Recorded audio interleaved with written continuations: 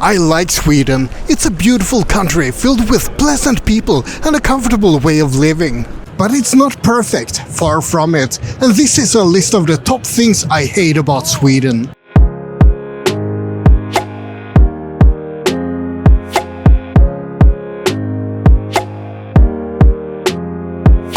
When you search online for things people hate about Sweden, you get a huge list of grievances. People often complain about the coldness of the Swedes. We're supposedly unfriendly and reserved.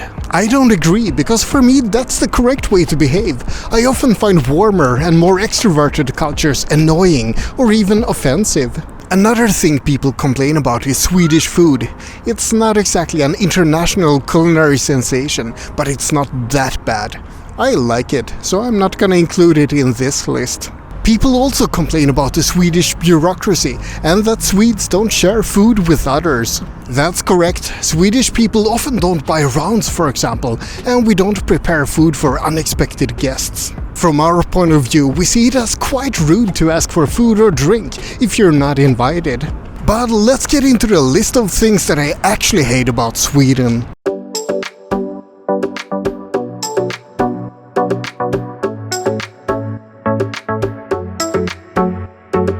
Have you ever been to a Swedish meeting? It's like a strange social experiment of sorts. You have all of these strong-willed people who want to push their own agenda, but no one really takes charge. Everyone asks all of the others for their opinions, and the meeting drags on and on and on forever. The Swedes are all trying to reach a consensus decision, and if anyone disagrees, well, then you have to take one more round of discussions, because God forbid that anyone leaves the meeting feeling unhappy. This happens in school as well, and in social groups, and everywhere where you have a group of Swedes meeting.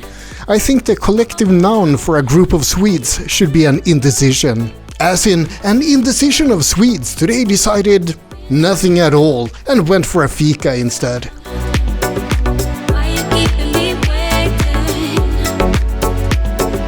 Sweden has an unhealthy obsession with fish. Seriously. Pickled herring called sill is served at midsummer, at crayfish parties, at Easter and at Christmas. For some reason, Swedes have decided that this awful herring is a delicacy that needs to be served at every single major holiday. Fish balls is another type of nasty food that's often served at schools. And then you have fish sticks, fried fish and all kinds of other fishy stuff. If you want to grab a hot dog when you're walking around in Old Town, be careful. What you thought was a hot dog stand could actually end up being a fried herring stand instead. And a special place in hell is reserved for surströmming, Swedish fermented herring that's typically served up north. It literally smells like sewage, and there are countless videos online of people puking when they open a can of surströmming. If anyone tries to invade Sweden, we'll just put surströmming all along the borders. It's cruel and unusual chemical warfare.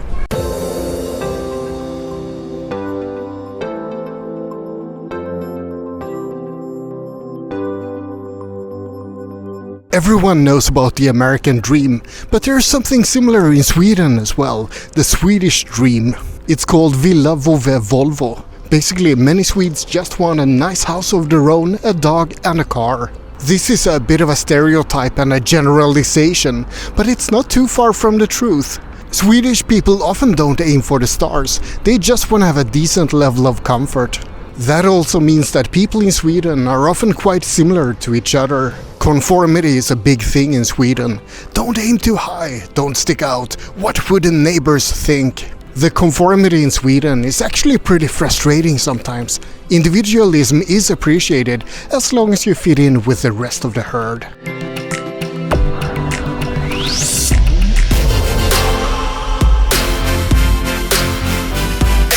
Have you ever felt like you want to have a glass of wine on a Sunday? Maybe you're cooking up a Sunday roast and you want to have a nice Rioja to go with that. Well, if you live in Sweden, you should have thought of that a day or two in advance, because otherwise there's no way you're getting that wine. Sweden has an alcohol monopoly, and you can only buy home wine and alcohol from certain state-owned stores called Systembolaget.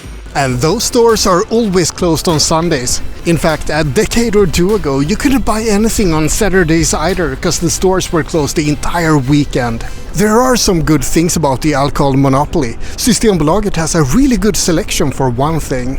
But won't somebody please think of us poor introverted bastards who wanna drink beer at home on a Sunday and not have to go out to a public place like this? Let's get into some sensitive topics. Sweden has accepted a lot of immigrants. And no, that's not something I hate. What I hate is Swedish integration politics, or the lack thereof. There are many countries that have accepted a lot more immigrants than Sweden, and things have been working out pretty decently for those countries. But what happens in Sweden? It's chaos, it's segregation, and a huge growing unrest. Sweden has basically opened up a floodgate to let people in, with no plan for how to assimilate them into Swedish culture and society. There's basically no integration between Swedes and immigrants, and there's little incentive for people to even give it a try. Everyone is unhappy with the immigration situation. Swedes are unhappy, immigrants are unhappy, and everyone is blaming each other.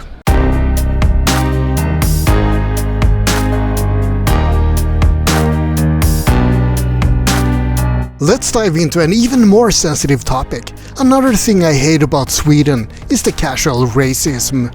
I'm blonde and blue-eyed, so I don't notice it myself, but there are many reports of foreigners experiencing racist behavior in Sweden. I think that in some cases, these people are confusing normal Swedish introverted behavior for racism, but there's no denying that there's a lot of casual racism in Sweden as well.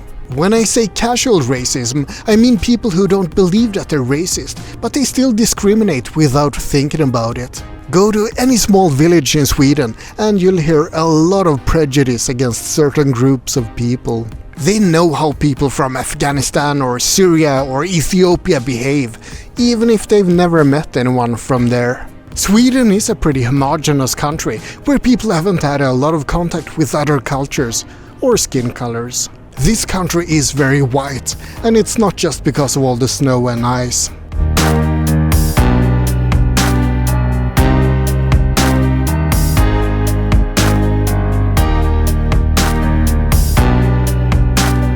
There are two companies that are universally hated in Sweden: PostNord and SJ, the postal service and a railway company. Sweden used to have state-owned companies that handled mail services and the railways, but not anymore. Both of those have been privatized, and with that came a lot of problems. PostNord are handling most of the snail mail and package deliveries in Sweden, and they are horrible at it. Packages go missing, there are delays, notifications aren't sent out, and packages get stolen. And no one at PostNord cares, cause they're still making money.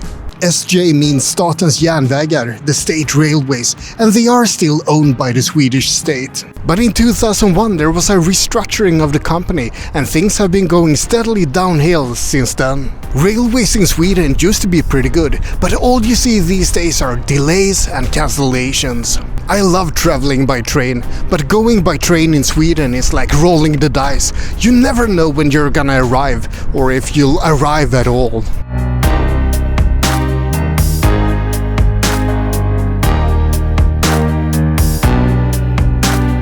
Norway and Switzerland are two really expensive countries.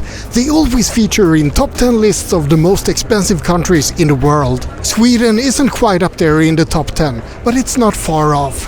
Salaries in Sweden are high, but not super high like in the US, and we pay a lot of taxes. Food and alcohol are taxed extremely high, travel costs a fortune, and entertainment isn't all that entertaining when you need to sell a kidney to afford it. Sweden has a high standard of living, and that's great, but does everything have to cost an exorbitant amount?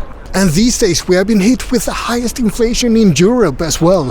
What are we doing in Sweden? I love living here, but I don't love the absolutely horrendous cost of everything.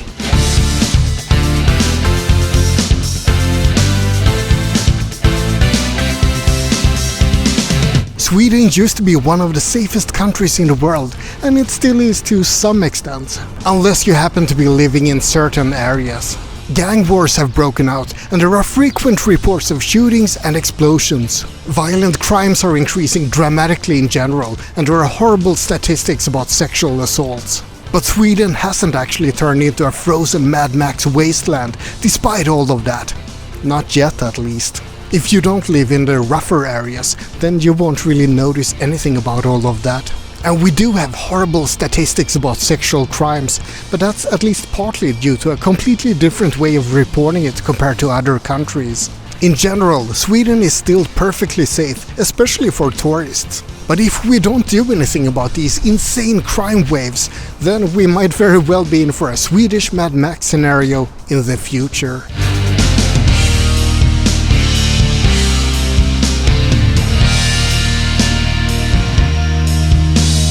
For the final item in this list, what do you think I hate most about Sweden? What is it that makes me seriously consider moving abroad? There's one thing that every Swede loves to complain about. It's hard to imagine it on a day like this, but the top thing to hate about Sweden is of course the weather. And skateboarders. I guess skateboarders as well. Sweden is a beautiful country, filled with majestic forests and mountains, rivers and lakes, and amazing untouched nature. It's just a pity that it's always covered in snow or rain or something in between. And even if it's not snowing or raining, it's still always just a little bit too cold. Look, we have some great summers here. Swedish summers is just about as perfect as it gets. The problem is that Swedish summer is basically 1 week per year. The rest of the time you're always cold and miserable and thinking about how nice it would be to live in Thailand or Spain. So the thing I hate most about Sweden, despite how it may look today, is the weather. And there you have it. That was my list of the top things I hate about Sweden. I hope you found it interesting. Like and subscribe, but most importantly, have a great day. Oh, and check out this video as well for even more possibly interesting things about Sweden.